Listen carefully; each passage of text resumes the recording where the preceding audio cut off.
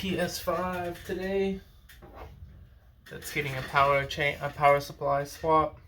So normally your PS5 would look like this.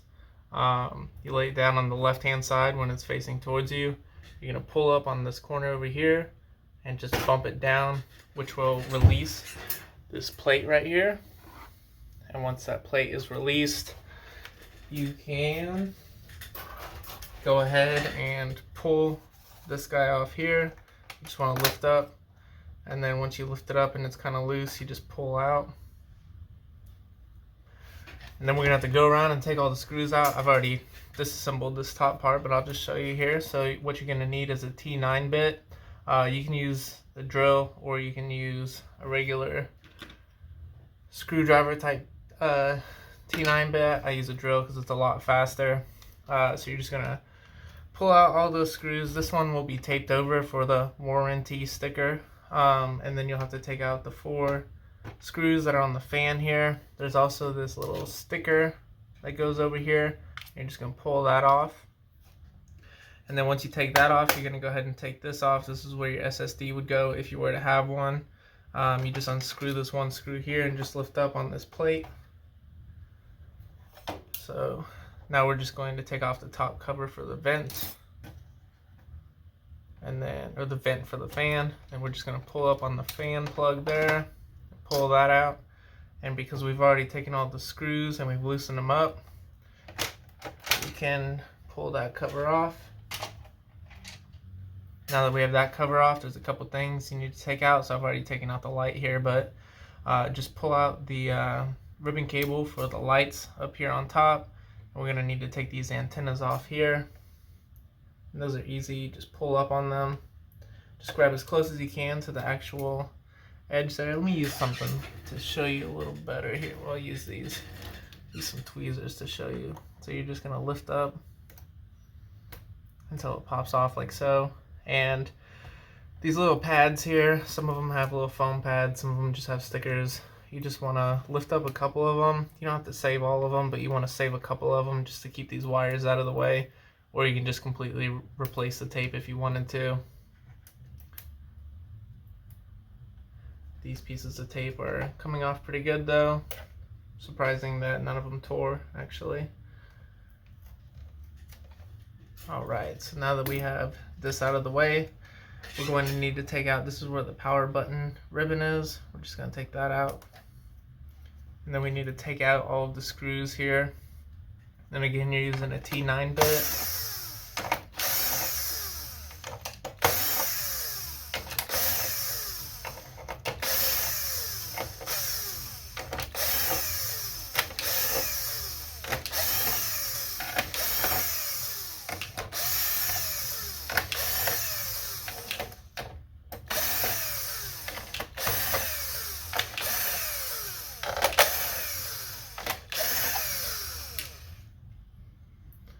Actually, before I take all of those screws out, I always forget this part, but we have to flip it over. So we just want to be careful with it. Careful not to break anything. Flip it over. We're going to have to take off the back panel here too. So again, just lift up and just hit that down. I'm in a weird spot here. Let me,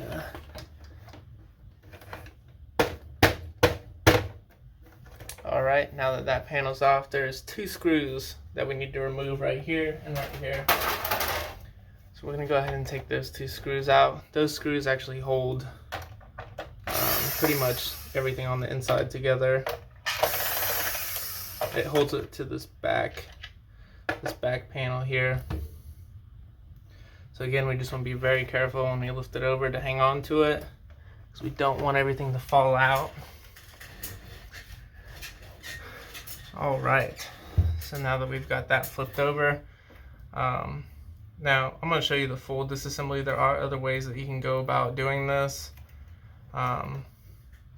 without having to disassemble this area here, but we're going to go ahead and disassemble it anyways, just so I can get a full disassembly in here.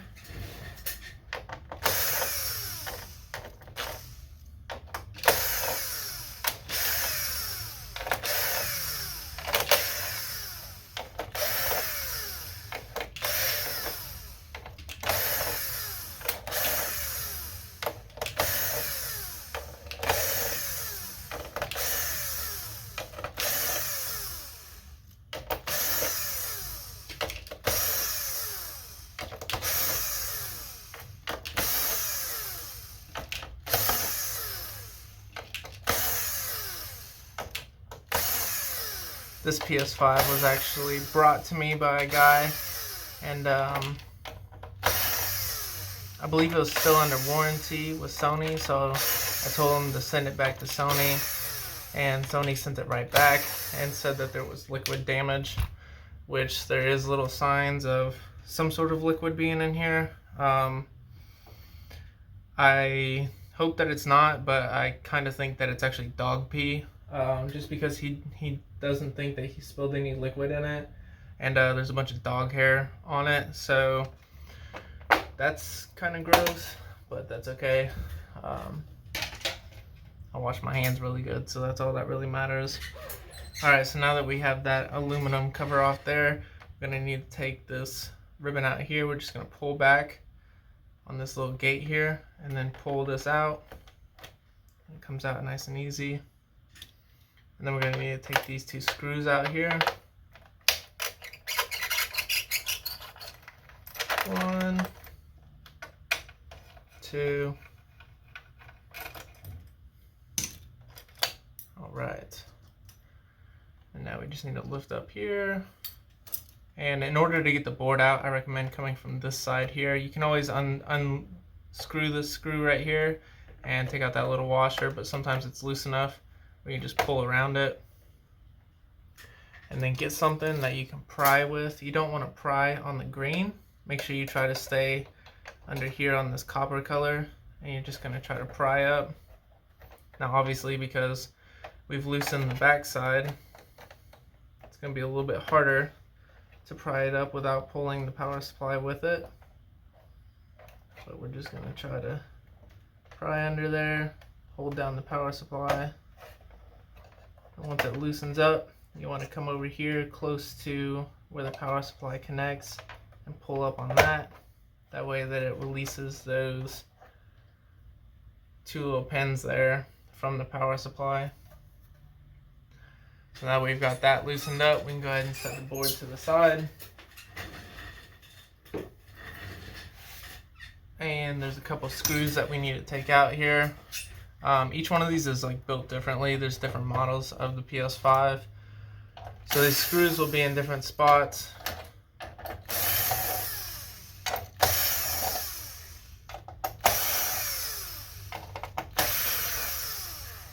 Alright, now that we have all of those loosened up, what we can do is we can go ahead and pull up.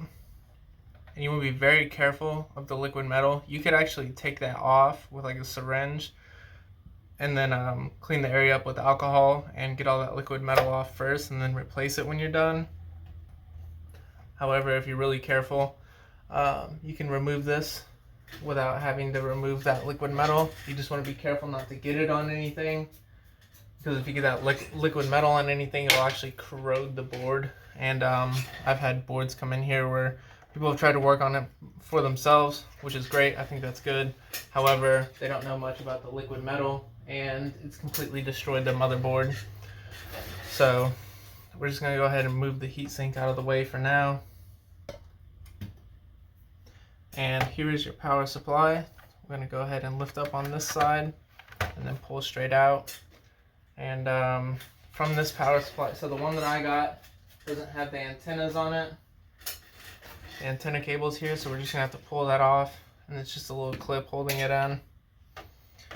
So we're just going to push on that clip until it loosens up, and then once that loosens up, we can pull up on it and then just slide it out like so. And for this power supply, we'll probably just put it to the side for right now. I may start fixing these, but I'm not sure.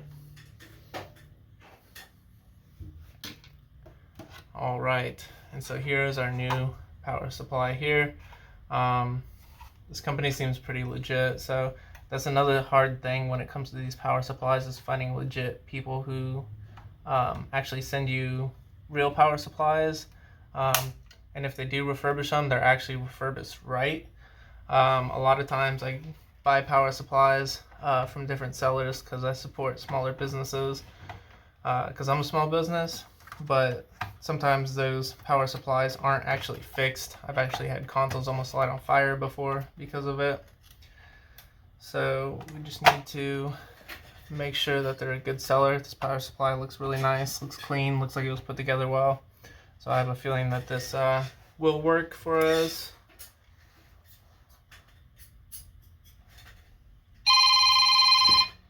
All right, and then we can go ahead and set the heat sink back in there. You just want to make sure that this ribbon cable is out of the way. Hang on just one second. All right, once we get the heat sink back in there, these spam callers kill me, man. We can go ahead and put this bottom aluminum plate on here. You just want to remember where these two cables were, because sometimes they're through here, sometimes they just stick in the back here. I'm pretty sure that ours were through the back here. Yes, they were. So sometimes they go through here, sometimes they're in the back. I don't think it's really that big of a deal. You just want to make sure that they don't get cut in any way on accident. Alright, so now that we have that lined up, this heatsink kind of free floats in there. So once you start screwing it in, it'll actually sit in there right. Let's just make sure everything's sitting right.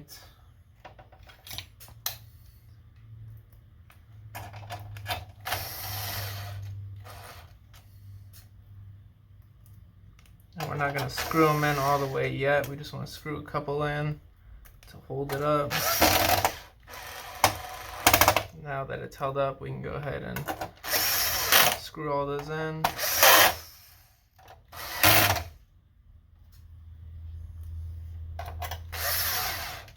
And the reason why we took those two screws out on the back is because they go through right here and actually hold this together here. So, and if you don't take those out and you get to this point, then you definitely have to take the liquid metal off, because if you try banging on the plate from the other side, that liquid metal will just shoot off of here and get all over. And if it gets on this aluminum plate, you can clean it up, but even after you clean it up, it's going to leave like markings on it, and I'm not sure if it even all came off, which means that it has potential to get back on the motherboard, and we don't want that to happen. So what I'm going to do here, go ahead and suck up some of that liquid metal and just place it back in the middle. Same thing with right here on the bottom. Just want to place it back in the middle.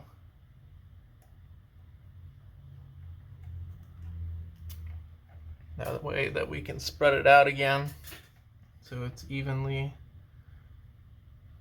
distributing the heat, because we don't want it to all be at the bottom. And then I'm going to go ahead and do the same thing to the motherboard before I place it back on there. Now that we got it spread out on the motherboard as well, we can go ahead and pop the motherboard back in there. And the first thing you want to do is let go of this side right here, and then come over here and move these two antennas out of the way. Flip this ribbon cable out and make sure this one's out as well. And it's going to sit kind of wonky at first. You just want to make sure everything's aligned, and then you can push it down right here where this rubber stopper is, and then you can push down right here to get it sitting in the power supply.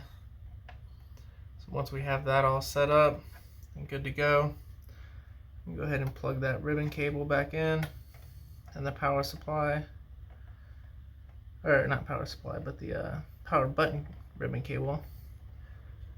Then we can go ahead and secure the board down.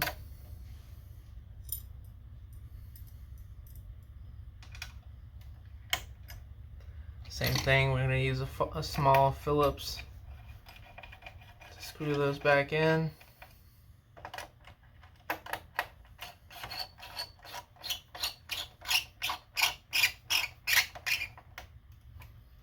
That's not a very attractive sound there, but that's alright. And we're just going to go ahead and place the top aluminum plate right here. Now that we have that on there, we can go ahead and put all the screws back in. Now I dump all the screws out. You don't have to do this. It's kind of like a new mechanic putting bolts inside of an engine bay. You just want to be very careful. You don't want to drop any of the screws inside of the system.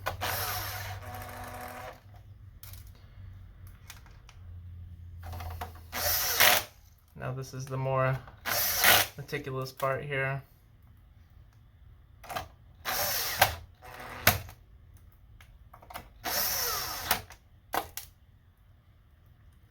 Thankfully, on the newer models, they don't have as many screws. The motherboard is also a lot smaller. This is still one of the newer versions, but it's not the newest PS5. The newer ones have a dual-sided heatsink. This one kind of has like this little vent here, but it's not as effective. As you can see, the liquid metal sank to the bottom on this. On the newer ones, it tends to actually stay where it's supposed to be. That area is contained a little better.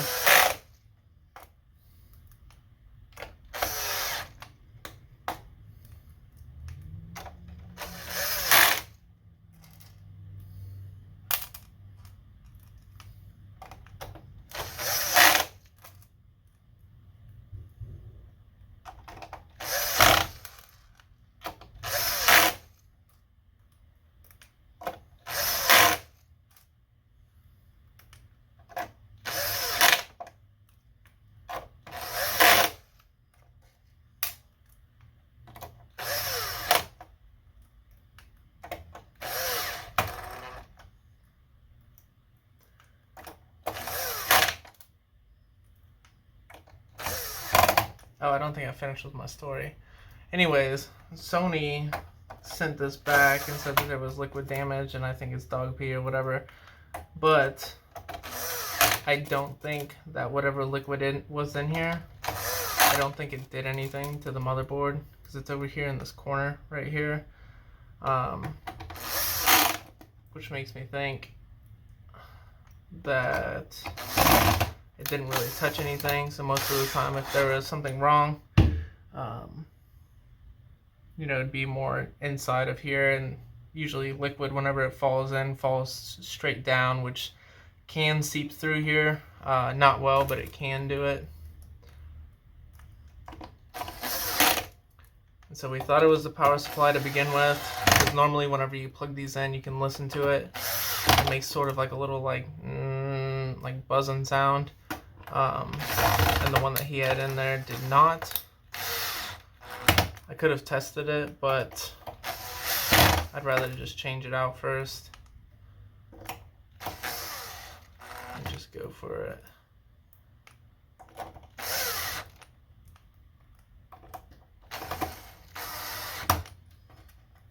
Oop, forgot to put one in right here.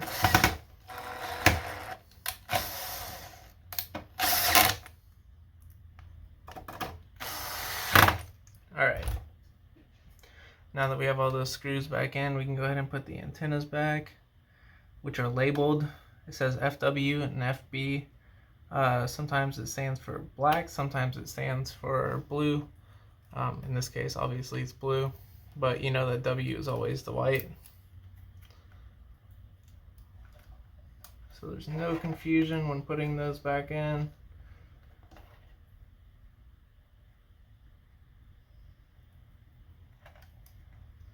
I'm so surprised that none of this tape ripped.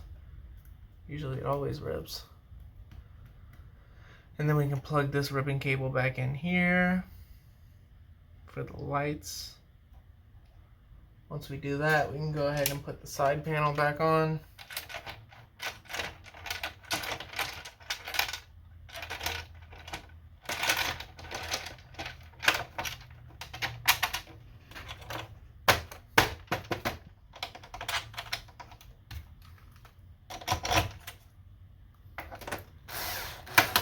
Screw all those screws back in.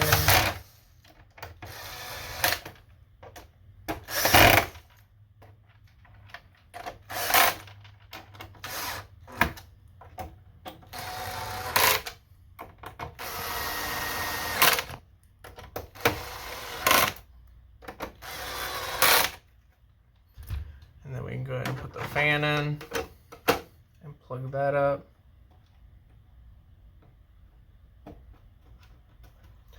Feed it under here so that it sits in there, tucked in out of the way.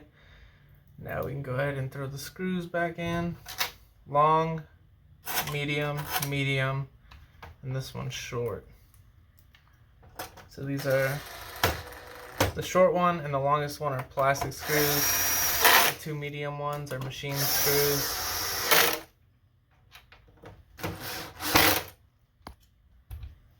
And we can go ahead and put the SSD cover back on. So as you can see there, it definitely looks like dog pee. We're not worried about that right now. We're just gonna put it together and test it. Alright, so now that we have that together, we can go ahead and flip it back over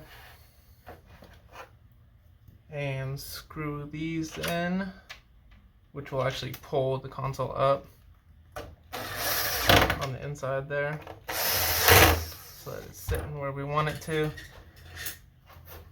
And then we can pop this panel back on, flip it over, put this plastic vent back on, and then I throw the sticker on. You don't need it, but I throw it on anyways just because it looks nicer. And then we can throw this panel on here and we're good to go. So now I'm gonna go ahead and test this, make sure that it works. And yeah, well, thanks for watching. This is Reaper's Electronics. Make sure you like and subscribe.